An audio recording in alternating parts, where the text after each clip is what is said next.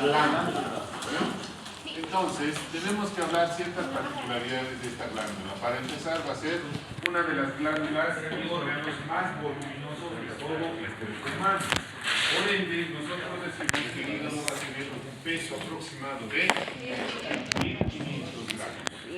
A eso le aplicamos unos 800 900 con la cantidad de sangre que va a presentar el hígado en su cuerpo vivo, ¿verdad? Entonces, nosotros decimos que el hígado va a tener una longitud aproximada de 28 centímetros. Muy bien. Y tiene una longitud antero-posterior de 16 centímetros. ¿Ya? Entonces, ¿qué es lo que nosotros tenemos que ver del hígado? Primero, tenemos que hablar de las caras del hígado. Dos caras que vamos a resaltar. Una cara diafragmática, que es la que se aplica en toda la porción del diafragma, y una cara visceral, aplicada a los órganos. Esta cara diafragmática se caracteriza porque hacia la parte media presenta una fisura. Esta fisura va a agarrar y va a dividir al hígado en dos lóbulos. El lóbulo derecho y el lóbulo izquierdo. Muy bien. ¿Ya? Esta fisura va a contener a un ligamento. Exactamente. Este va a ser el ligamento falciforme, el cual va a ser uno de los medios de fijación. Si nosotros hablamos y decimos, se les pregunta cuáles son los ligamentos peritoneales del hígado, todos los ligamentos peritoneales del hígado son los que dependen del peritoneo y coadyuvan con los medios de fijación del hígado. Por lo tanto, uno de estos va a ser el ligamento falciforme. El ligamento falciforme, por lo tanto, se inserta en su propio surco y termina hacia la parte anterior en el... ¿Dónde? Falciforme. Anteriormente, Claro, pero ¿hacia dónde se tiene que insertar? Hacia el diafragma, ¿ves? Hacia el diafragma. Toda esta porción que nosotros estamos viendo tenemos que ir insertando hacia el diafragma. Por lo tanto, nosotros decimos específicamente que el hígado se encuentra en la celda sufrénica derecha. ¿Cómo está delimitado la celda sufrénica derecha? Hacia la parte superior encontramos todo lo que es el diafragma. Hacia la parte anterior estamos en relación con el arco costal. La característica del arco costal es que va a cubrir todo el lóbulo derecho del hígado y puede sobrepasar de este arco costal aproximadamente 1 centímetro de largo el lóbulo izquierdo. Por eso, cuando nosotros realizamos la palpación clínica del hígado, hacia este punto palpamos el lóbulo izquierdo, más no el derecho. ¿Qué pasa si nosotros empezamos a palpar el lóbulo derecho? Estamos presentes a una patología. Por eso debemos tener nosotros muy en cuenta la proyección anatómica del hígado. Dentro de esta porción vamos a encontrar que el ligamento falciforme va a contener unos pequeños vasos en su trayecto, en ambas hojas del ligamento falciforme. Estos van a ser los vasos subfrénicos. Vasos subfrénicos, que tienen que estar envueltos en el mismo ligamento falciforme. ¿Ya? Entonces, nosotros viendo de esta porción del hígado, vamos a tener, por otro lado, la cara posterior del hígado. Tanto en la cara anterior como en la cara posterior se van a reflectar unos ligamentos que se insertan por parte del borde superior de la cara posterior del hígado a manera de dos hojas que terminan insertándose también en el diafragma. Todo este conglomerado constituye un solo ligamento, el ligamento coronario. El ligamento coronario se inserta tanto en la parte anterior como en la parte posterior. ¿Ya? Todo esto corresponde al ligamento coronario. La característica es que el ligamento coronario tiene dos hojas. ¿Ya? una hoja visceral y una hoja parietal. Estas dos hojas tienen que unirse hacia los extremos, hacia cada extremo del hígado, formando dos ligamentos triangulares. Vale decir, si nosotros preguntamos la característica del ligamento falciforme, el ligamento falciforme tiene una forma triangular. Tiene un borde diafragmático, tiene un borde hepático y tiene un borde libre. ¿Ya? Borde libre. De la misma manera, las dos hojas visceral y parietal del ligamento coronario constituyen un solo ligamento, los ligamentos triangulares. Triangular derecho y ligamento triangular izquierdo. ¿Ya? Lo mismo, los ligamentos triangulares tienen una forma triangular, por lo tanto tienen un borde hepático, un borde diafragmático y un borde libre. ¿Ya? Estos contribuyen a ser medios de fijación, A eso nosotros vamos a aumentar en la cara posterior. Se va a encontrar dividida la cara posterior a través de un surco y una fisura. ¿Verdad? Entonces, por este lado encontramos un surco. Este surco da paso a un ligamento. El ligamento venoso. ¿Ya? Hacia la parte posterior encontraremos al ligamento venoso. Encontraremos un surco poco excavado, con poca profundidad, que va a dar paso a una vena. ¿Vena cava? Exactamente, ¿cuál de las dos? Inferior. Exactamente. Por aquí va a pasar la vena cava inferior, que realiza una impresión en la cara posterior del hígado. La característica, si ustedes se dan cuenta, en la parte anterior el hígado estaba dividido en dos lóbulos. En la parte posterior, debido a estas estructuras, se divide en tres. Tenemos el lóbulo izquierdo y el lóbulo derecho, siempre el lóbulo derecho más prominente y voluminoso que el izquierdo. Pero vamos a tener una porción intermedia, que no se le llama lóbulo intermedio, simplemente lóbulo caudado. Entonces, el lóbulo caudado se va a extender desde la cara posterior del hígado hasta la cara visceral. Por eso es que cuando nosotros tenemos a la cara visceral, tenemos que encontrar surcos y fisuras. ¿Ya? Entonces, en la cara visceral, la primera estructura que nosotros tenemos que tomar en cuenta es el porta hepático. El porta hepático, o pedículo hepático, o ilio hepático, es la porción central que excava un surco transversal no muy excavado, por el cual tiene que discurrir estructuras: arteria, vena y conducto biliar. Propiamente hablando, la arteria hepática propia, la vena porta y el conducto biliar. Este conducto biliar parte de ser el intrahepático al extrahepático. Por lo tanto, aquí hablamos del conducto hepático común. ¿Ya? Ahí, en la parte del porta hepático. Aparte de este surco transverso, presentamos fisuras que van a discurrir de antero a posterior. ¿Ya? La primera fisura que nosotros tenemos que tomar en cuenta, hacia el lado izquierdo, está constituido por dos ligamentos. Anteriormente discurre un ligamento, como decía su compañero justo ahora, el ligamento redondo. ¿Qué ligamento redondo es vestigio de qué? De la vena umbilical.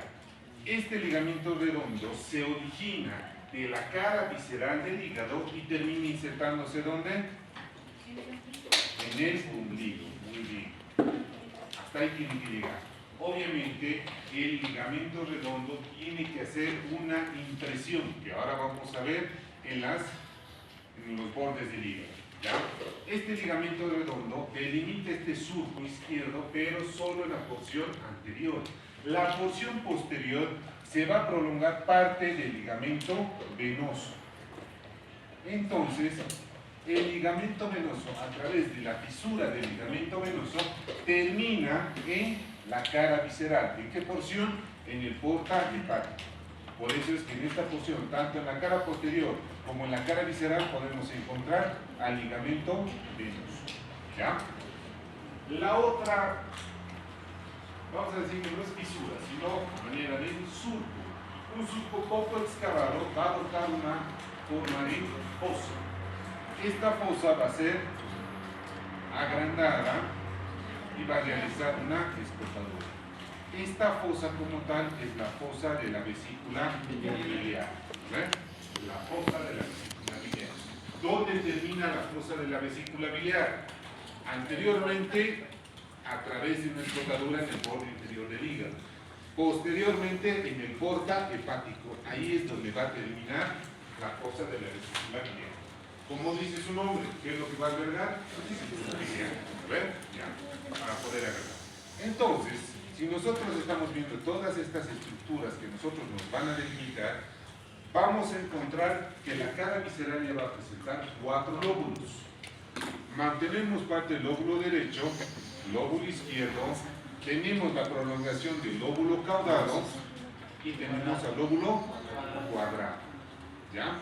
Ahora, debemos resaltar que el lóbulo caudado hacia el borde hepático va a tener 2 mamelones. ¿Qué son los mamelones? Prominencias, protuberancias dependientes del mismo lóbulo y van a ser un mamelón derecho y un mamelón izquierdo. Estos son los que van a constituir procesos. El que está hacia la derecha en contacto con el cuadrado recibe el nombre de proceso caudado. Y el que está hacia la izquierda recibe el nombre del proceso papilar. Estos son 2 mamelones que se extienden y terminan en el porta hepático. ¿Ya? Entonces, en esta porción, ¿qué más nosotros tenemos que ver? Los bordes del hígado. Uno de los más importantes bordes es el borde inferior del hígado. Este borde inferior, como lo decían en la exposición, se extiende de derecha a izquierda, presentando 2 escotaduras importantes. Sobre el lóbulo derecho va a presentar una escotadura para la vesícula biliar, ¿ya? Una escotadura para la vesícula biliar. Y en el punto intermedio entre ambos lóbulos vamos a encontrar otra escotadura para el ligamento falciforme. Es así que en este punto de convergencia, donde el ligamento redondo asciende a través del borde inferior para terminar en el ombligo, en este punto podemos encontrar a los 2 ligamentos, es decir, el ligamento falciforme, que va a tener 2 hojas, y por medio o la parte media de estas hojas puede ascender el mismo ligamento redondo. En este punto encontramos los 2. Tengan cuidado si se les pregunta en este punto en el examen práctico qué ligamento es. Es fácil y sencillo y no es difícil poder reconocer. El ligamento redondo, como su nombre se indica, esa manera de cilindro, parece una cuerda, ¿verdad? En cambio el falciforme parece una hoja revestida, nada más. ¿Ya? El hígado, aparte del borde inferior, ¿qué es lo que tiene que tener? Un borde superior. El borde superior es característico, ¿por qué? Porque este borde superior va a presentar relación también con estructuras. Para empezar, una escotadura de la vena cava inferior, que tiene que presentar. Una escotadura para el ligamento venoso.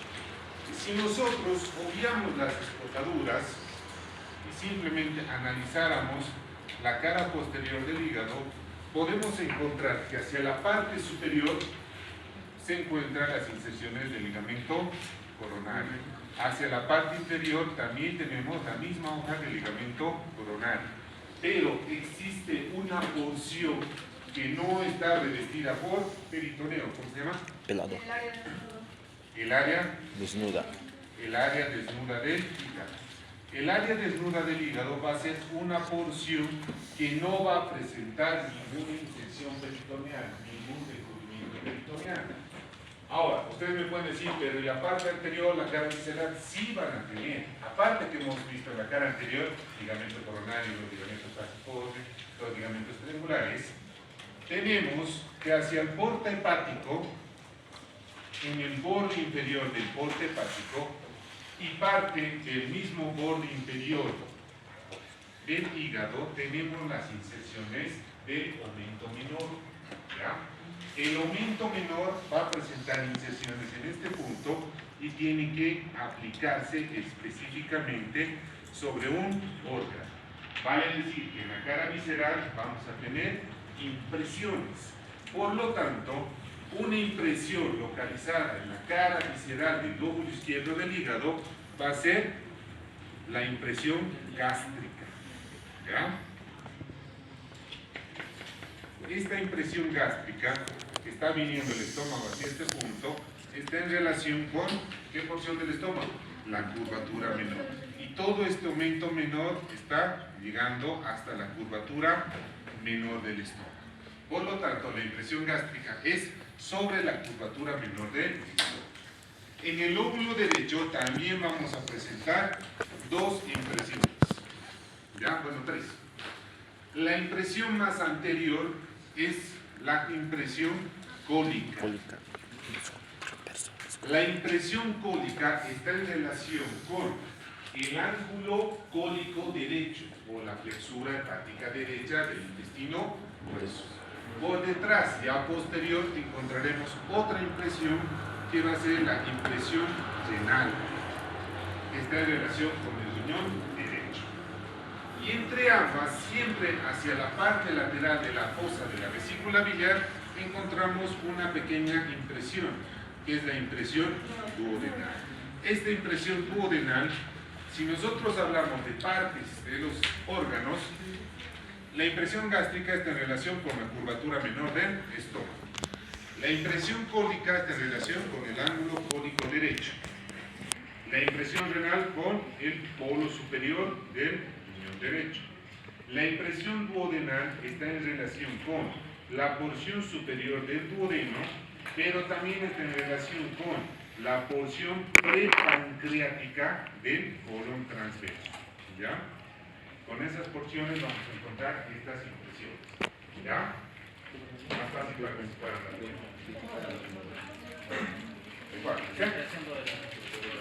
Está en relación con la porción superior del duodeno, con la primera porción del duodeno, y la porción prepancreática del colon transverso. ¿Ya? Entonces, cuando hablamos de esta porción del hígado, tenemos que detallar ciertas características como su inervación, su irrigación y la formación de las vías biliares, la principal y la accesoria. Por lo tanto, para desglosar tenemos que saber el origen de estas ramas. En el pedículo hepático, lo más posterior que van a encontrar ustedes va a ser la vena porta. La vena porta está formada por tres venas.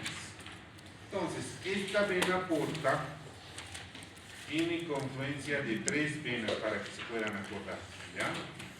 Ahora, ¿qué venas son las que van a conformar esta vena porta? Por un lado, la propia vena mesentérica superior, vena esplénica y la vena mesentérica inferior.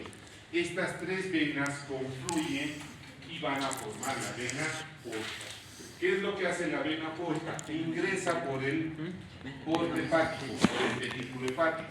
Una vez que ingresa, tiene que distribuirse en dos ramas.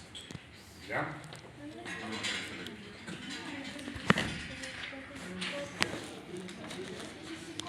Vena mesentérica superior, vena mesentérica inferior y la vena esplénica. ¿Ya? Entonces, la vena porta tiene que ingresar por el porta hepático e inmediatamente tiene que dividirse en dos, dando una rama izquierda y una rama derecha. ¿Ya? Estas ramas tienen que distribuirse, pero no van a distribuirse de manera uniforme, van a tener varias ramificaciones alrededor del lóbulo derecho o del lóbulo izquierdo. ¿Ya? Lo más importante es que hacia el lóbulo izquierdo vamos a presentar que la rama izquierda da y va a drenar al lóbulo izquierdo, pero también va a drenar al lóbulo cuadrado y al lóbulo caudal, ¿ya? En cambio, la rama derecha simplemente a todo el lóbulo izquierdo. Después se van a ir ramificando de manera uniforme. No existe una manera específica para decirles van a tener anterior, superior, medio, posterior, no. Se van a ramificar de esa manera, que siempre va a estar en relación con la arteria. La siguiente que va a estar por encima es la arteria hepática propia.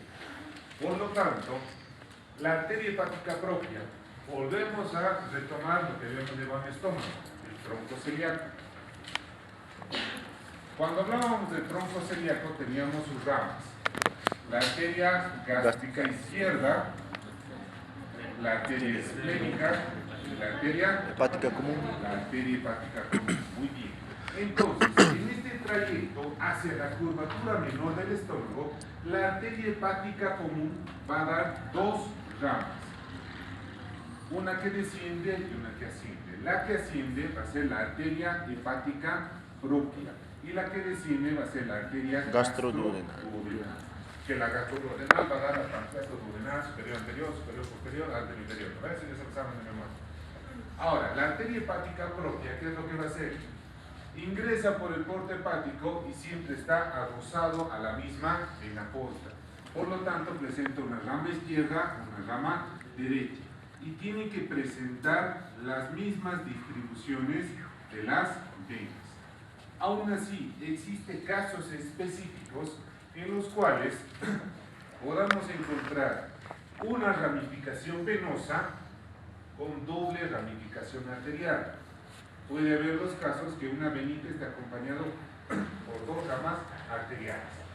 Una vez que tenemos esta distribución, tienen que llegar hasta la parte periportal, el espacio periportal. Entonces, van distribuyéndose, tenemos las mismas venas lobuliares. Estas venas lobuliares se vuelven a ramificar dando las venas intralobuliares. Y estas en el mismo espacio portal tienen que dar la comunicación. Por eso el sistema porta. El sistema porta significa que no se van a anastomosar entre ellos. Empiezan de un espacio portal que va a ser en el páncreas y terminan en un espacio portal que va a ser en el hígado. Por eso el sistema porta. ¿Ya? Lo mismo pasa con las mismas arterias. Ahora, en contraposición, hablamos de la otra porción del porte hepático, que van a ser los conductos biliares. Los conductos biliares van del hígado hacia la parte externa. Por lo tanto, tenemos conductos intralobuliares. Estos conductos intralobuliares van a formar los conductillos biliares. Estos conductos biliares tienen que anastomosarse ya entre ellos para formar simplemente dos conductos. Ambos conductos biliares son varios que van a estar anastomosándose entre ellos, formando un conducto hepático derecho y el conducto hepático izquierdo. Estos dos conductos hepáticos van a formar un solo conducto hepático común. El conducto hepático común es parte del porta hepático, es parte, pero no el conducto colédoco, no se confundan en el examen. El conducto hepático común se considera como una parte de las vías biliares intrahepáticas. Por lo tanto, el conducto hepático común, ¿qué es lo que va a hacer? Avanza un trayecto aproximado de unos 5 centímetros y después da origen al conducto cístico. El conducto cístico tiene que dirigirse y terminar en la cara visceral, en la vesícula biliar. ¿Ya? Entonces, hasta este punto, conducto hepático común, conducto cístico. Lo que continúa por debajo al conducto hepático común ya se conoce como el conducto colédoco. El conducto colédoco tiene un trayecto para dirigirse específicamente a la segunda porción del duodeno. En esta segunda porción tenemos a la papila duodenal mayor. internamente. Externamente, la ampolla hepatopancreática o la ampolla de Vater. Por eso es que el conducto colédoco en su trayecto tiene que unirse con el conducto pancreático principal. Y ambos conductos desembocar en la ampolla hepatopancreática. El conducto hepatopancreático principal o de Wilson. ¿Ya? Entonces, ahora, si nosotros decimos cuáles son las vías biliares mayores, ¿cuáles serán? La vía biliar principal, la vía biliar accesoria. ¿Cuáles son?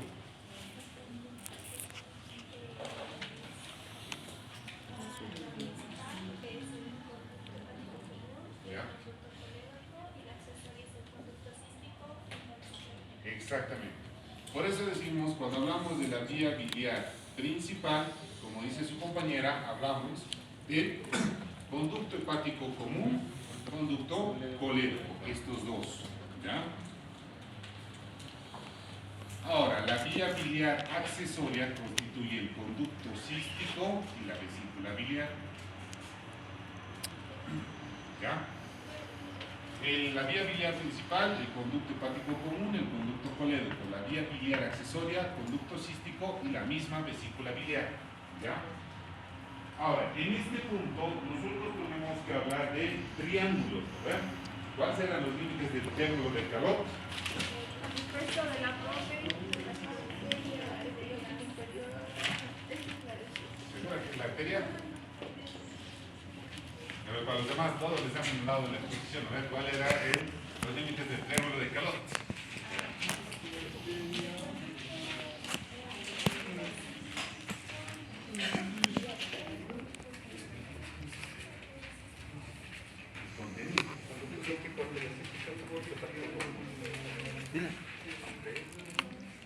¿Cuál era? A ver, ¿cuál es el triángulo de Calot?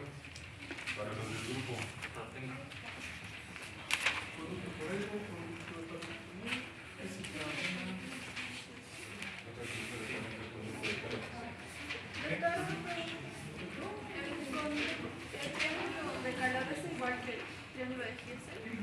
¿De qué? ¿De Kiesel?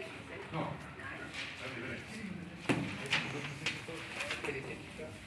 ¿Cuál es el conducto, digo, el triángulo de Calot? Eso es, pues.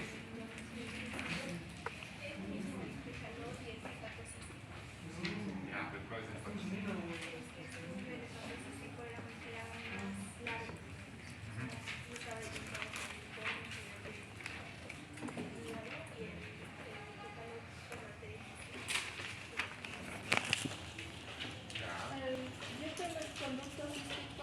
¿Qué estamos haciendo? La arteria hepática. ¿Ya? En este punto no se olviden que la arteria hepática propia daba la rama derecha y la rama izquierda. Normalmente de aquí, la rama derecha tiene que tener una arteria que se va a la vesícula biliar, que es la arteria cística. ¿Eh? Arteria cística. Entonces, cuando hablamos del límite de la rama derecha, el conducto hepático común y el conducto cístico, estamos hablando de el triángulo de Calot. Este es el triángulo de Calot. Ahora, el contenido del triángulo de Calot va a ser la arteria cística. Nos sirve conocer este triángulo específicamente. ¿Por qué? Porque nosotros utilizamos los límites de este triángulo para poder encontrar la arteria cística cuando vamos a agarrar y retirar la vesícula, si es que hay piedritas, etcétera, porque puede haber la vesícula, ¿verdad? Entonces, para evitar un sangrado, agarramos y vamos a lampear la arteria para poder agarrar. Por eso debemos conocer los límites del triángulo de Calot. Ahora, PUDE, que se escribe así.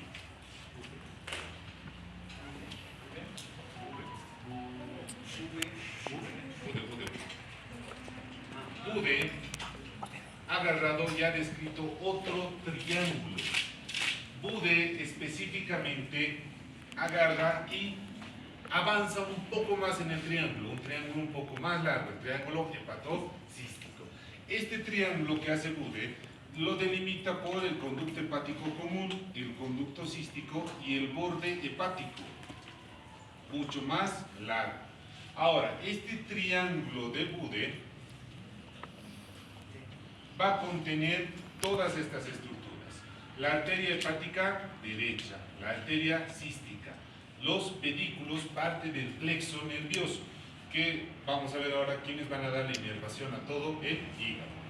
Entonces va a haber ramas nerviosas del plexo celíaco, por un lado también tiene que estar. A estas estructuras Bode agarra y nos dice del punto de unión del conducto, que no es punto de unión, sino deriva de este conducto, pero del punto de inflexión entre el conducto hepático común al conducto cístico, traza una línea que se dirige hasta el borde del hígado, delimitando dos subtriángulos. Un triángulo medial, que va a ser un triángulo crítico, y un triángulo lateral, que va a ser el triángulo de seguridad. ¿Ya? Son dos subtriángulos dentro del mismo triángulo de Bode. El triángulo crítico porque está en relación con la arteria cística. ¿Ya? No se olviden para poder agarrar eso. El triángulo de Bode parte del punto en donde se origina el conducto cístico, delimitado por el conducto hepático común con el conducto cístico hasta el borde del hígado.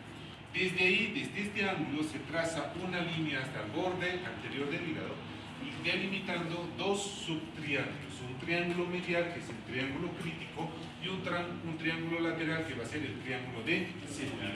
¿Ya? Entonces, a eso nosotros le vamos a aumentar la inervación. La inervación específica. ¿Puedo repetir los límites del triángulo de Bode en general? Ya.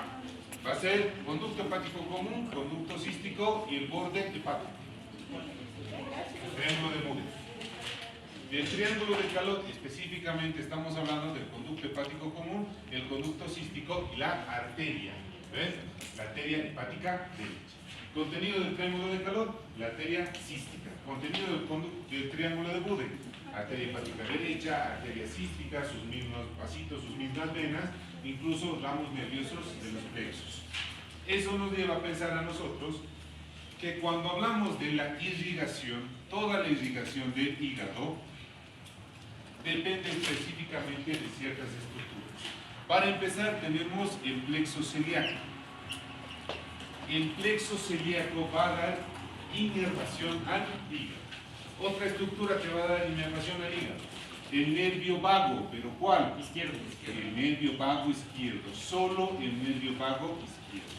A eso le aumentamos la inervación procedente del nervio frénico derecho. Nervio frénico derecho. Esos tres van a dar ramificaciones alrededor de todo el hígado formando los plexos hepáticos. ¿Ya? A esto vamos a aumentar que de los mismos espacios periportales se tienen que originar a partir de este punto venitas que van a drenar el lóbulo derecho, el lóbulo izquierdo, el lóbulo caudado y el lóbulo cuadrado. Todas estas venas tienen que confluir para desembocar en una vena mayor, la vena cava inferior. ¿Ya?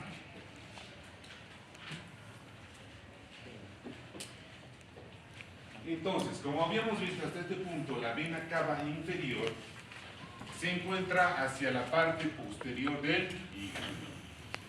Entonces, en este punto, todas estas venas que drenan a partir de los espacios periportales empiezan a drenar del lóbulo derecho, el lóbulo izquierdo, de los lóbulos cuadrado y caudal. ¿Qué es lo que debemos tomar en cuenta? Que estas venas que parten de la misma función, ¿no ve? Las venas intralobulares, las venas centrales, después las venas interlobulares. Ahora, estas venitas, ¿qué es lo que van a hacer? Se van a agrupar en venas hepáticas. Estas venas hepáticas van a agruparse en dos grupos: las venas hepáticas mayores y las venas hepáticas menores. Las venas hepáticas mayores específicamente son las que van a agrupar en tres grupos. Se dividen en superior, intermedio e inferior, encargadas de drenar todo el lóbulo derecho, las venas hepáticas mayores, ¿no ven? Toda esta porción. Las venas hepáticas menores son en número aproximadamente de 20, encargadas de drenar lóbulo izquierdo, lóbulo caudado, lóbulo cuadrado. Todas estas venas hepáticas tienen que llegar a confluir y desembocar en todo este trayecto. Toda la parte posterior que tenemos la impresión de la vena cava inferior va a estar llena de orificios, ya sea de las venas hepáticas mayores o numerosos orificios de las venas hepáticas menores. Entonces, todo este trayecto de la vena cava inferior se encuentra la desembocadura de estas venitas. Vale decir que aquí estas venas no tienen válvula. ¿Ya? Pregunta examen, no se olviden. Las venas del hígado no van a tener válvula. Una vez que confluyen, vamos a encontrar que desembocan en la vena cava inferior las venas hepáticas. Podemos encontrar venas supernumerarias, las venas suprahepáticas. Las venas suprahepáticas son aquellas que van a nacer específicamente de la porción más superior del lóbulo derecho y del lóbulo izquierdo. Y estas venas van a ser el número de 3 y van a desembocar directamente en la vena cava inferior. Estas van a ser las venas suprahepáticas, simplemente porque se encuentran en el extremo más superior de ambos lóbulos, tanto del lóbulo derecho como del lóbulo izquierdo. ¿Ya? Entonces, si se dan cuenta, no es muy complejo para poder entender el hígado. Además, que ya les han expuesto simplemente un pequeño repasito, nada más. Algunos autores, en el triángulo de Calot, el borde superior, que es dependiente del borde anterior del hígado, lo asemejan con la segmentación portal que sus compañeros han expuesto el anterior día. Específicamente asemejan que este borde superior del triángulo de Calot está dado por la segmentación hepática 4B del hígado. ¿Ven? 4B. Porque si se acuerdan la segmentación, sus compañeras, sus compañeras han hablado y han dividido todo el hígado, lóbulo derecho, lóbulo izquierdo, por segmentos. Entonces, es importante tanto clínica como quirúrgicamente, como les dijo su compañera, para poder entender clínicamente qué segmento del hígado puede estar afectado. Si tenemos un quiste, si tenemos un tumor, etc. Quirúrgicamente, para no afectar otras porciones del hígado que puedan correr riesgo. Algo muy importante para denotar en esta porción, cuando hablamos del porte hepático, podemos encontrar a la denominada fisura portoprincipal. Esta fisura portoprincipal es la que se va a extender transversalmente a lo largo del porte hepático y coadyuva a dividir dos porciones. ¿Ya? Esta fisura va a delimitar específicamente cuadrantes. Un cuadrante derecho, un cuadrante izquierdo.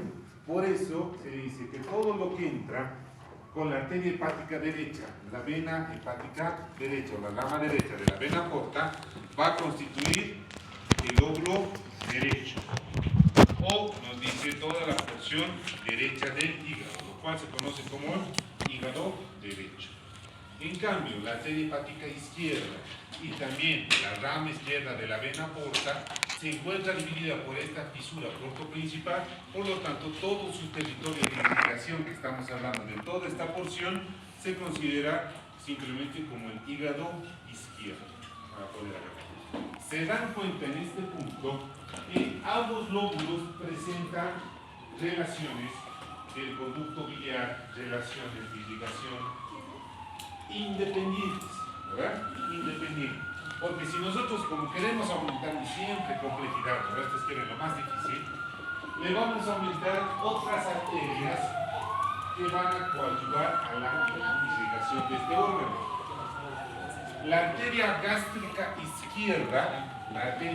izquierda, a través de discurrir por la curvatura menor del estómago, va a dar otra arteria destinada a irrigar el lóbulo izquierdo, el lóbulo cuadrado y el lóbulo caudado. Esta arteria va a ser la arteria hepática izquierda. Arteria hepática izquierda.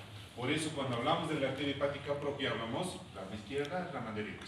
La arteria hepática izquierda es rama de la arteria gástrica izquierda. Si hay una izquierda, tiene que haber una derecha.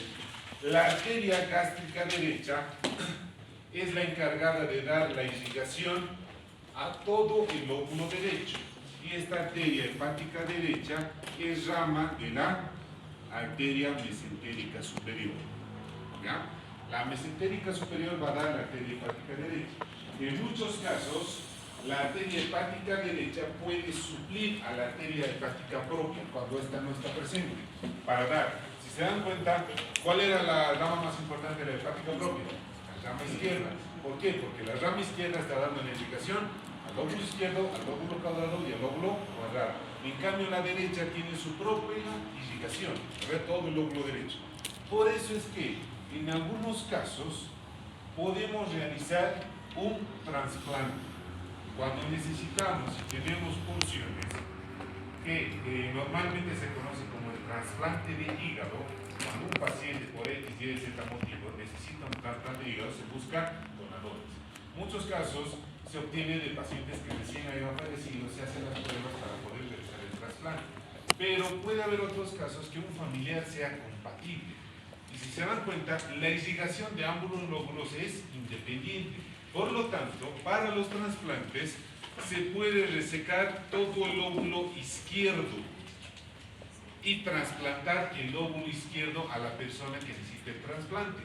Va a cumplir la función, no en la misma manera, pero va a seguir cumpliendo la función de glándula, va a tener su propia irrigación. Y el paciente con el lóbulo derecho no va a tener mayor repercusión, pero sí se puede trasplantar el mismo lóbulo izquierdo. O bien trasplantar todo el hígado. Pero muchas veces encontrar un paciente que sea compatible, que evite tener alguna reacción alérgica, etc., es muy difícil. Pero podemos hacer este tipo de trasplante. Espero que algún día alguno de los cirujanos pueda hacer el trasplante porque es muy bonito para participar. ¿Ya? Entonces, ¿alguna duda? Doctor, ¿puedo repetir qué tenía el hígado derecho y el hígado izquierdo? ¿Qué vas a tener de qué? Su contenido del hígado derecho y del hígado izquierdo. Su contenido es parénquima hepática. Lo que pasa por el hígado izquierdo. El hígado derecho y el hígado izquierdo. El hígado derecho tiene su propia irrigación, que da por la rama derecha de la vena porta, la rama derecha de la arteria hepática propia y la arteria hepática derecha, rama de la arteria mesentérica superior.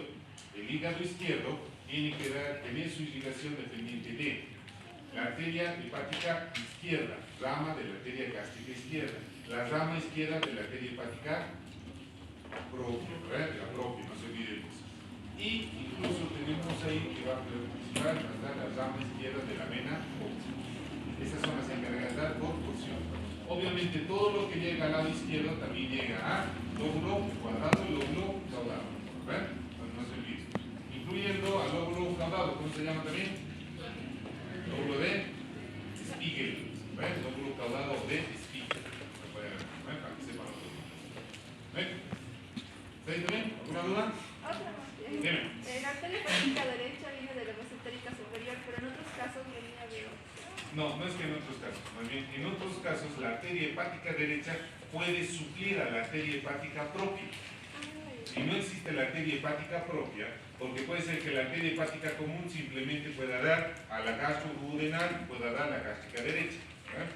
Entonces, para evitar esos casos, la arteria hepática derecha suple la función de la arteria hepática propia. En esos casos puede suceder. Aunque no es mucho de los casos, 20%, pero a veces puede suceder esa función. ¿Ya? ¿Alguna duda más?